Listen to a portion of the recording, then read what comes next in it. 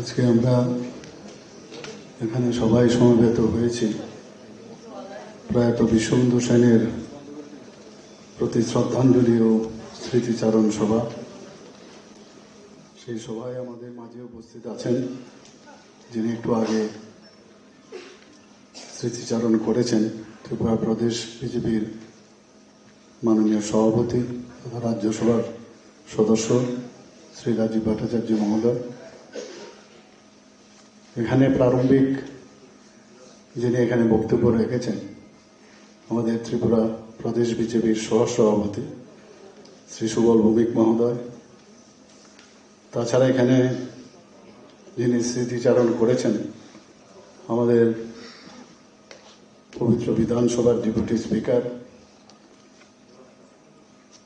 মাননীয় শ্রী রামপ্রসাদ পাল মহোদয়। এখানে আমাদের প্রাক্তন পবিত্র বিধানসভার অধ্যক্ষ এবং প্রাক্তন ত্রিপুরা সরকারের মন্ত্রী শ্রী রতন চক্রবর্তী মহোদয়। এখানে মেয়র দীপক মজুমদার এবং বিধায়ক উপস্থিত আছেন। আমাদের কল্যাণী দেবী যিনি চিফ হুইপ আমাদের পবিত্র বিধানসভা,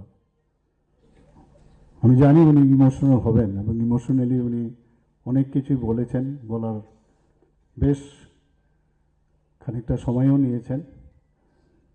কিন্তু স্মৃতিচারণে এইরকমই হয়, যার ভিতরে সম্পর্ক, এইরকম একটা সম্পর্ক। ওনার কথা আমরা শুনলাম। এখানে আমাদের ত্রিপুরা সরকারের মাননীয় মন্ত্রী শ্রী কিশোর বর্মন, মাননীয় মন্ত্রী শ্রী টিঙ্কু রায় মহোদয়, মাননীয় মন্ত্রী শ্রী সুশান্ত চৌধুরী মহোদয় এবং এখানে অন্যান্য সম্মানিত বিধায়ক বিধায়িকাগণ, যিনি সঞ্চালিকার ভূমিকায় আছেন ত্রিপুরা প্রদেশ বিজেপির সহসভাপতি শ্রীমতী পাপিয়া দত্ত এবং এখানে সহসভাপতি আমাদের তাপসবাবু এখানে উপস্থিত আছেন, তাপস ভট্টাচার্য। প্রদেশ বিজেপির অন্যান্য যারা বিভিন্ন স্তরের পদাধিকারীগণ আছেন, নির্বাচিত প্রতিনিধিগণ এবং মণ্ডল ও জেলার যারা এখানে পদাধিকারীগণ আছেন, কার্যকর্তাগণ এবং অন্যান্য যারা বিশিষ্ট ব্যক্তিরা এখানে উপস্থিত হয়েছেন এবং আমার প্রিয় সাংবাদিক বন্ধুরা,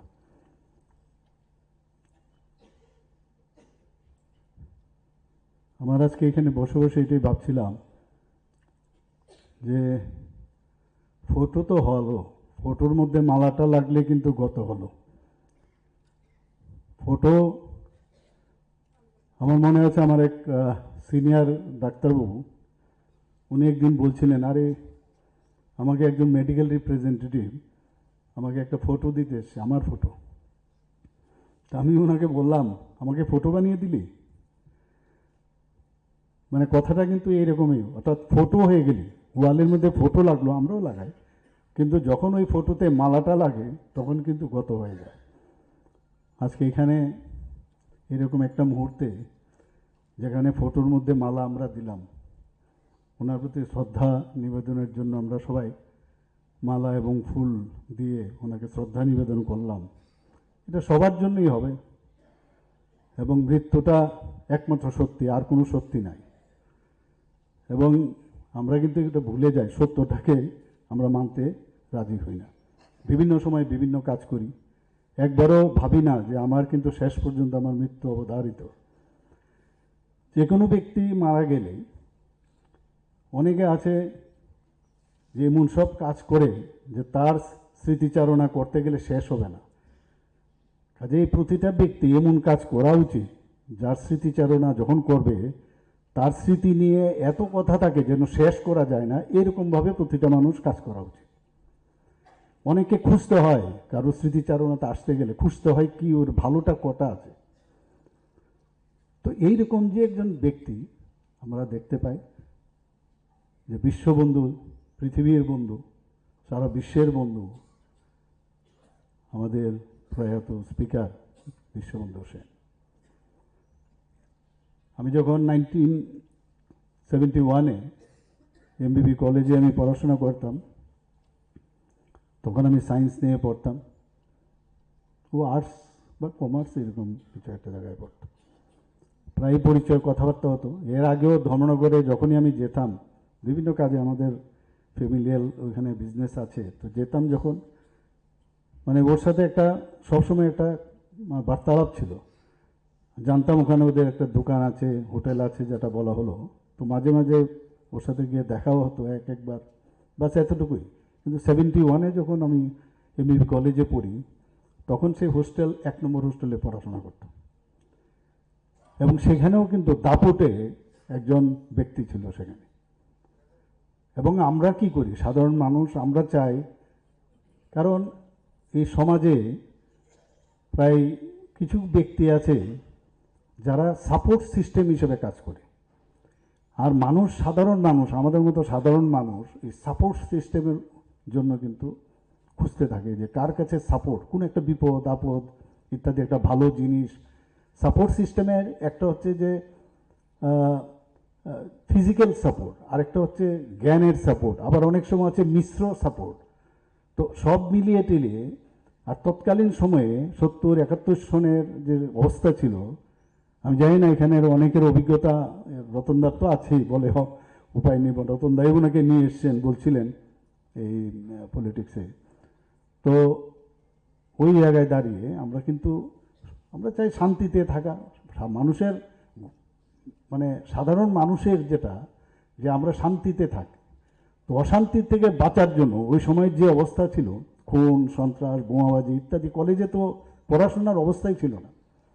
তো এর জন্য ও যখন মানে ওই 1 নম্বর হোস্টেলের নেতা হিসেবে কিন্তু সেখানে ছিল সে, তো এই কারণে একটু বন্ধুত্বও ছিল। তো সেই রকম পরবর্তী সময়ে আমরা সবাই জানি যে যখন আমাকে ওই পার্টিতে আমি যোগদান দিলাম, আর একটু অ্যান্টি কমিউনিস্ট তো বরাবরই ছিলাম। এখানে দীপকবাবু আছেন, আমাদের রতনদা তো মাঝে মাঝে আমার চেম্বারে আসতো, তো অন্যান্য পেশেন্ট বন্ধ করে দিয়ে, পেশেন্ট সব বাইরে ভর্তি, কিন্তু রতনদার সাথে বসে 20 তো প্রায় 1 ঘন্টা কথাই বলি যে কী অবস্থা, হাল হকিকত কী। আর দীপকবাবুর সাথে আর সুবলের কথা তো বলে লাভই নেই, তো দীপকের সাথে মাঝে মাঝে স্কুটার দিয়ে দাঁড়িয়ে দেখতাম কী অবস্থা, কী চলছে, ওরাই তো আমাদের নেতা ছিল তখন।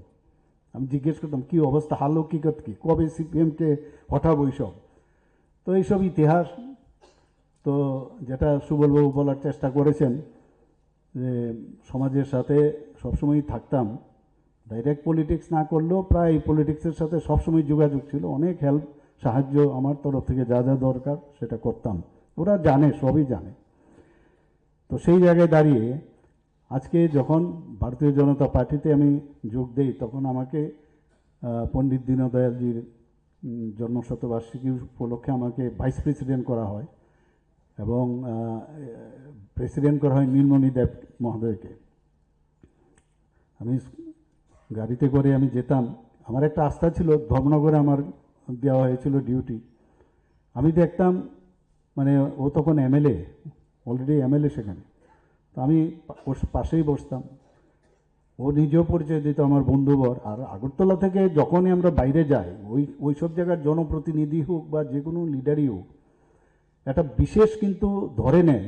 যেমন আমরা দিল্লি থেকে কেউ আসে, আমরা ধরে নিই he or she is representative of the higher authority. Exactly same আমাদের আগরতলা থেকে যখন এই ধর্মনগরে আমরা যাই, তখন মনে হয় যে he is the ambassador of our party. তো সেইভাবে সম্মান দেওয়া, এবং সেখানে কি বিষয়ে আসলাম, পরবর্তী সময় বিষয় মানে একা একা আমি যেতাম ট্রেনে করে, একা একা গেছি আমি বহুবার, এবং সেখানে পৃষ্ঠা প্রমুখ ইনচার্জের সময় আমি বহুবার গেছি। আমি দেখেছি গুরুত্ব সহকারে ও বসত এবং কথা শুনত, এবং বিভিন্ন জায়গায়, এক জায়গায় যাব আরেকটা জায়গায় যেতে হবে, সে কিন্তু অ্যাকম্পানিও করত। এরকম একটা ব্যক্তিত্ব ছিল। আর মানে পরবর্তী সময়ে যখন আমি মুখ্যমন্ত্রী হই, তখন তো সে তো অলরেডি উপমুখ্যমন্ত্রী ছিলই, পরবর্তী সময়ে অধ্যক্ষ হয়, এবং আগরতলায় যখনই আসে সবসময় বলে যে আমি কিন্তু তোমার সাথে দেখা করবো, একবার আমি তোমার সাথে দেখা করতে চাই। কী ব্যাপার? বলে চা খাবো, এক কাপ চা খাবো, অন্য কিছু না। তো এরকমভাবে প্রায়ই আসে, আমিও যতটুকু পারি সম্মান দেওয়া। মাঝে মাঝে এখানে কল্যাণীদি বলেছেন যে মাঝে মাঝে অনেক খবরাখবর আসে যে এই হয়েছে সেই হয়েছে। আমি একটু ফোন করি ওকে, আরে কি এটা কী করছো নাকি তুমি? বলে ওকে ওকে আর বলতে হবে না, আমি বুঝে গেছি।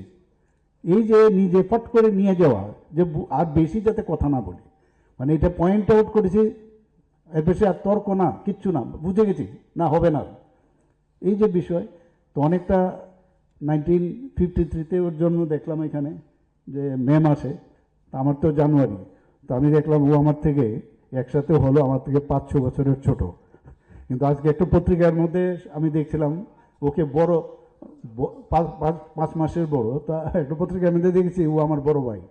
তো পত্রিকা এখানে যারা সাংবাদিক বন্ধুরা আছেন, মাঝে মাঝে দেখি লেখার মধ্যেও কিন্তু লিখতে গেলে ঠিকভাবে লিখলে ঠিক লাগে খুব। তো যাই হোক, তো সেই জায়গায় ও লাস্ট এবার যখন আসলো, তো এসে এই 8ই আগস্ট এসছে, চা খেতে এসছে, আমার বলে লিকার চা, আমিও লিকার চা খেলাম, ও খেলো। তোর কিছু কিছু থাকে, সবসময় ধর্মনগরকে নিয়ে সবসময় চিন্তা করে। আমি যখন নিউ টাউনশিপের জন্য বললাম ধর্মনগরে, এবার আমরা ধর্মনগর, আগরতলা এবং উদয়পুরে আমরা নিউ টাউনশিপ করব, এখানে স্যাটেলাইট টাউন করব।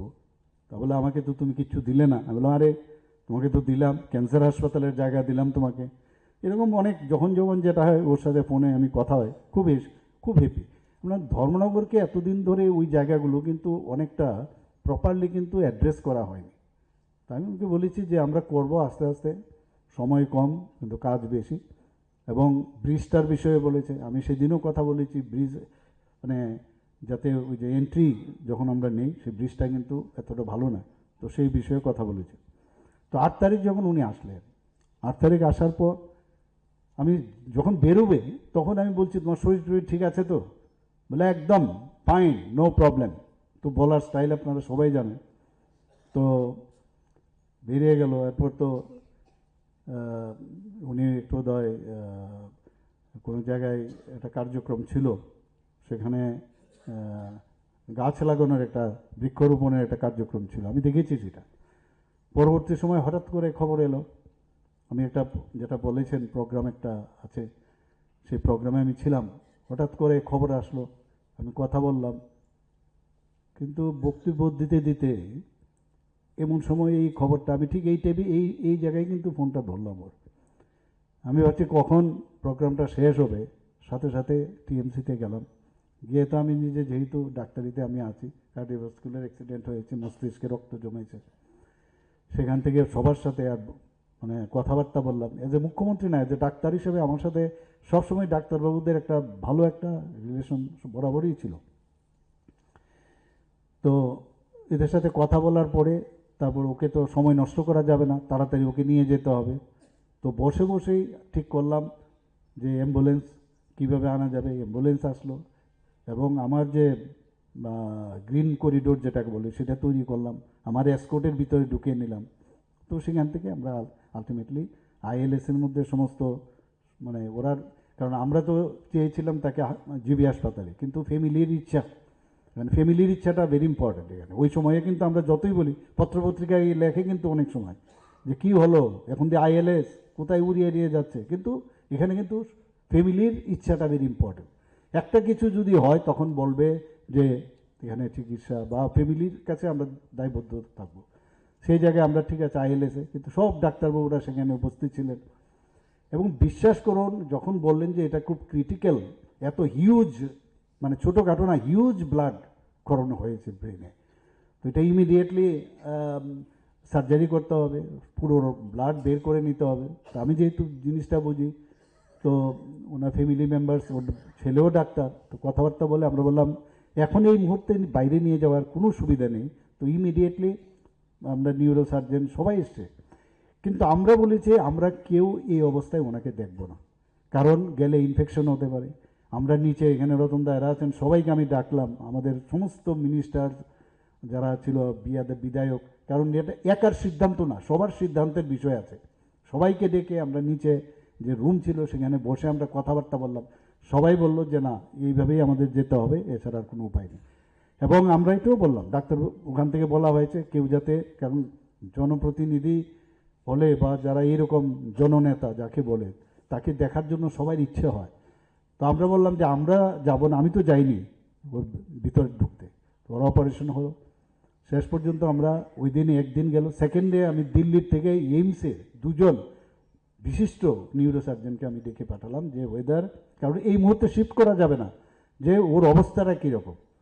আমরা তাকে আনালাম, ওনারা দুজন দেখে বললো যে না, যে অপারেশনটা ঠিক সময়ে হয়েছে, যার জন্য ওর প্রাণে রক্ষা হয়েছে।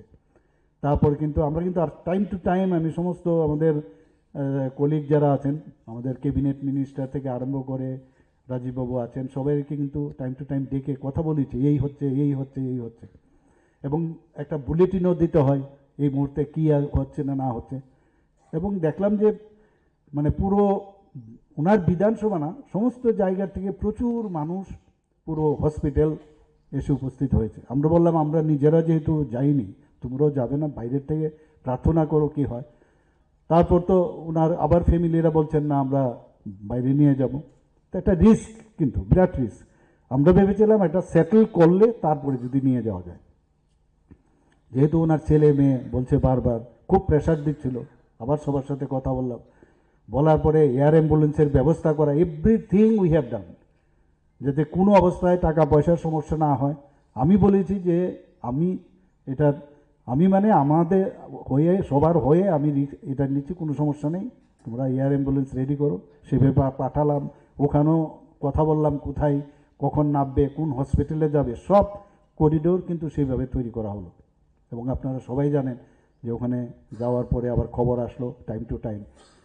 এবং যে ডাক্তারবাবু অপারেশন করেছেন উনি কিন্তু আগরতলা এসেছিলেন একটা সেমিনারে অ্যাটেন্ড করতে। উনি আবার আমার সাথে দেখা করে গেলেন। আমি ওনাকে জিজ্ঞেস করলাম যে কি অবস্থা, তো বললে এই অবস্থা, এই করতে হবে, আমাদের কিছুদিন তো সময় নেবে। টাইম টু টাইম কথা বলি, ওনার ছেলের সাথে কথা বলি, অনেক সময় অনেক সমস্যার বিষয়ে বলেন, এটা আর্থিকভাবেই হোক বা লজিস্টিক সাপোর্টই বলুক, সেটা কিন্তু টাইম টু টাইম আমরা করে দিয়েছি। মানে যা করার আমাদের একটা সরকারের তরফ থেকে আমরা সেটা কিন্তু করেছি। এবং আমাদের যে অপারেশন যেটা হয়েছিল সেটা কিন্তু এখানে কিন্তু একদম 100% বেটার হয়েছে, সেটা এইমসের যারা এসছেন ডাক্তারবাবুরা সেটা কিন্তু ওনারা বলেছেন। এবং আমরা এই যে 139 দিন থেকে 40 দিনের, এটা পুরো 139 to 40 days জীবন যুদ্ধে উনি কিন্তু শেষ পর্যন্ত পরাজিত হলেন। একে তো সবসময় জীবন যুদ্ধ নিয়ে ওনার সবসময় ওনার যে ইতিহাস আমরা শুনি, যেভাবে মানে কমিউনিস্টদের বিরুদ্ধে উনি প্রতিরোধ এবং প্রতিবাদ করেছেন, সেটা ইতিহাস সবাই জানে। এবং আমাদের কাছে অত্যন্ত ভালো লাগতো যে এইরকম একটা যিনি নাটকের সংস্কৃতি ব্যক্তিত্ব, নাটকের সাথে জড়িত, যাত্রার সাথে জড়িত, নিজে কবি হিসাবে একদম বিখ্যাত কবি হিসাবে এত সুন্দর সুন্দর এই যে সৃষ্টি, এবং যেটা আমার এখানে মুখ্য সচেতক বলেছেন যে ঘরের ভিতরে, আমি একদিন রুমের মধ্যে গেলাম, রবীন্দ্রসঙ্গীত শুনতেন, প্রতিটা শব্দ বোঝার চেষ্টা, অনেক কিছু শেখার আছে। আমরা কিন্তু কানে কমও শুনি, আবার দেখিও কম, আর না শুনে আমরা মানে অনেক কিছু বলি, আবার দেখেও না দেখে অনেক কিছু বলি। তো এইসব ব্যক্তি বুঝেন, দেখেন, এবং এটাকে হৃদয়ঙ্গম করার কারণেই কিন্তু শ্রেষ্ঠত্বের একটা অধিকার হয়েছে। মাঝে মাঝে আমি দেখতাম যে বিধানসভার মধ্যে, একবার মনে আছে, আমি তো নতুন নতুন মানে বিধায়ক প্লাস মন্ত্রী, মুখ্যমন্ত্রী, তো একবার লাস্ট যখন আমি বক্তব্য রাখলাম, যে যতগুলো মানে বিরোধীরা যতগুলো কোশ্চেন জিজ্ঞেস করেছে, আমি লাস্ট দিন সমস্ত যে ওদের উত্তরগুলো কিন্তু আমি দিয়েছি, প্রতিটা জিনিস উত্তর দেওয়ার সুবাদে উনি কিন্তু সেখানে একদম মানে ওপেনলি বলেছেন যে ত্রিপুরার বিধানসভার ইতিহাসে আমি জানি না, বলে আমি তো এতদিন ধরে আছি, কেউ এইভাবে এত রেসপেক্ট, যে যারা মানে বিরোধী প্রতিটা প্রশ্নের উনি উত্তর দিয়েছেন, একমাত্র এই মুখ্যমন্ত্রীকে আমি দেখলাম। এই যে বিষয় মানে কিন্তু উনি উৎসাহ প্রদান করলেন, কিন্তু তো আমার মধ্যে আরও কাজ করার একটা ইচ্ছে প্রকাশ হলো যে বা আমাকে তো উনি কমপ্লিমেন্টারি দিলেন, কমপ্লিমেন্ট করলেন, সেটা একটা সাংঘাতিক বিষয়।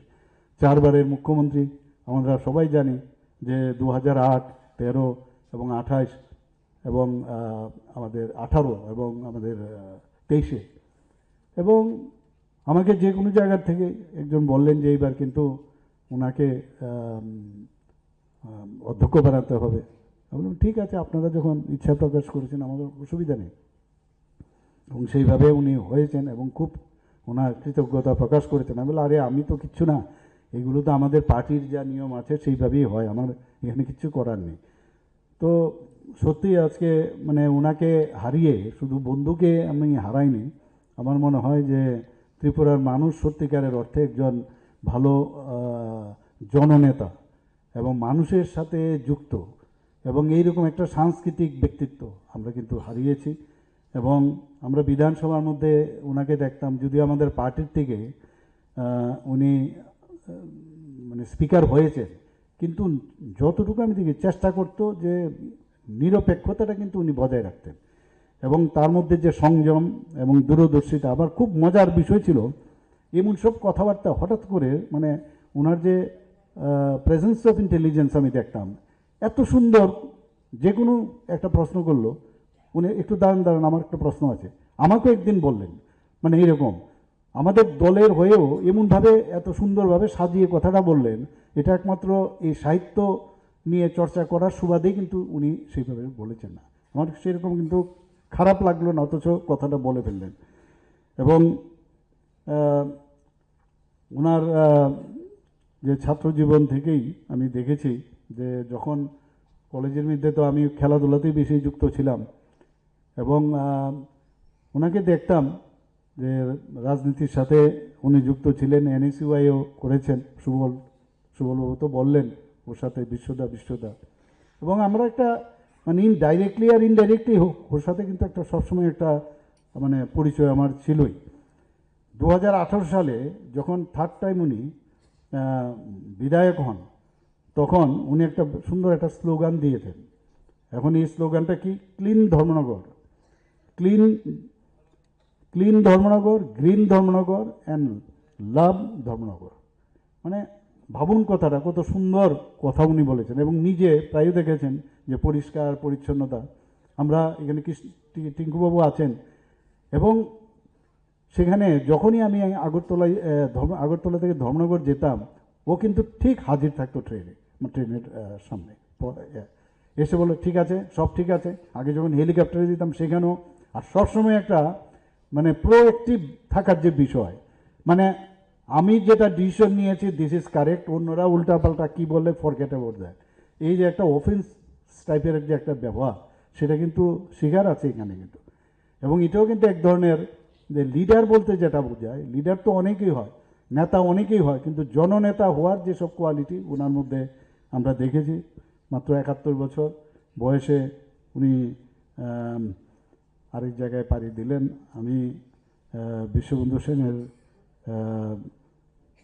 যে প্রয়াণে আমি ঈশ্বরের কাছে ওনার বিদেহী আত্মার শান্তি মানে যাতে শান্তি হোক সেই আশা রাখছি, এবং ওনার সুখ সন্তপ্ত পরিবারের এই যে ক্ষতি হয়ে গেল সেটা সহ্য করার জন্য শক্তি দেয় সেই আশা রেখে আমি আমার কথা বলা শেষ করছি। নমস্কার, জয় হিন্দ।